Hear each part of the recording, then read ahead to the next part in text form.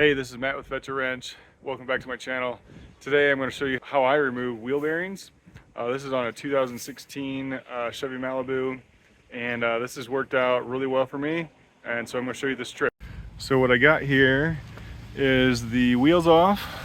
Customer hit a curb, so bent the control arm, busted out the ball joint, busted the rim. So we're going to replace this wheel bearing.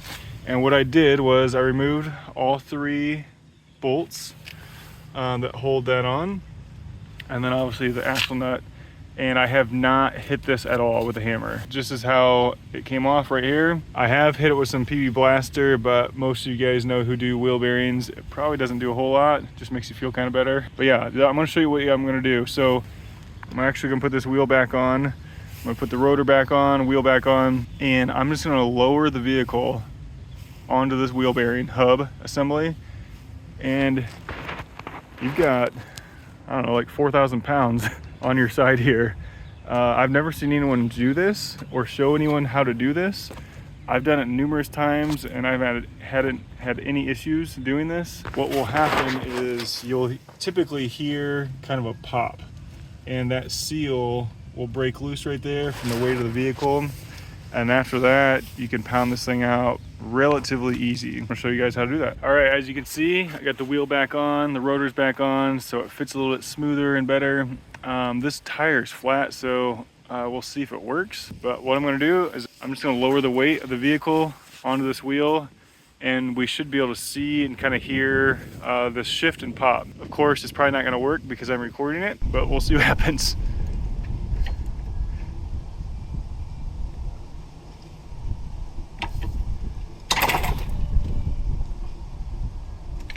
And it didn't work. All right, so sometimes I do it a couple times. The first time I usually go down kind of slow.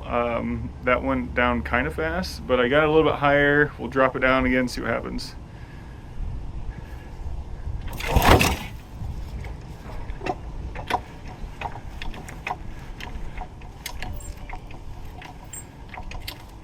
All right, I'm gonna pop that wheel off and we'll see if we got a crack. It sounded like something hit, but maybe it was just the plastic aerodynamic stuff.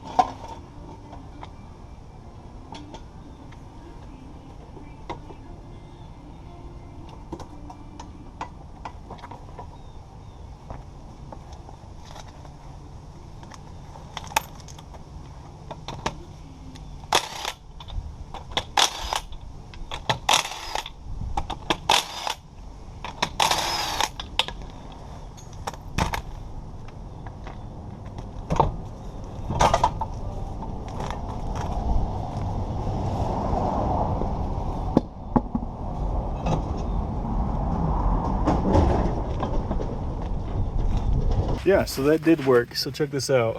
If we can get a close in here, you can see space there. So it definitely loosened it up. So what we'll do now is I'll hit this with a hammer and it should come out relatively easy, at least easier. All right. And the next thing I like to do is I like to turn the wheel. And so now I'll have some swinging clearance over here.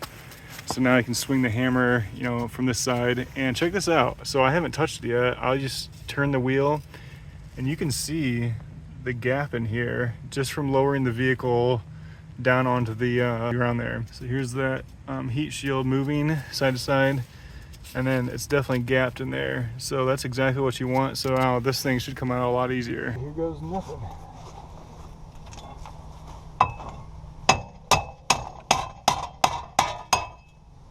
Look at that, super easy. Came right out. So you're not spending hours pounding on that thing. Came right out.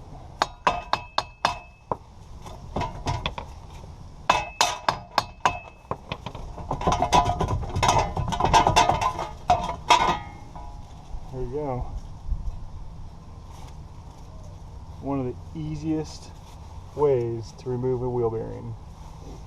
All right, so yeah, that came right out. I hit it, I don't know, just a few times. It popped right out. We'll clean off that corrosion there. That ABS sensor is going to get replaced because when he had the accident, it stretched that line and cracked that. So yeah, I'll get the wheel straightened back out. I'm going to replace the CV axle here, the strut, sway bar end link, and control arm. Because like I mentioned earlier, they just put on a junk control arm just to get it here so they could tow it safely. So yeah, it's moving right along. All right, got the strut out of there. That was pretty easy. The knuckles all cleaned up, so I just put a wire wheel in there. And I'm actually going to put the hub assembly in now from the backside since I got a lot more exposure over here. I can zip those in real quick, and then I'm going to hopefully use my slide hammer to pop that CV axle out of there. All right, that worked great. I just used my slide hammer there and popped it right out. It didn't take much to pop it out. I'll get the new one in, get this hub assembly installed, and then I'm waiting on the struts from Rock Auto. So the struts and sway bar end links, but I'll get the control arm on there. So yeah, as a mobile mechanic, you gotta use every strategy possible.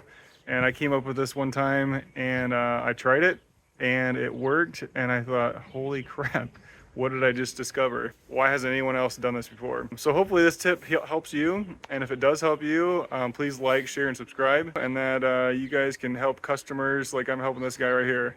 So I'm saving this customer over $1,000 by doing it here mobily versus a shop. That's where mobile mechanics shine: convenience and price. So keep wrenching, keep doing a great job, and until next time, I'll fetch you later.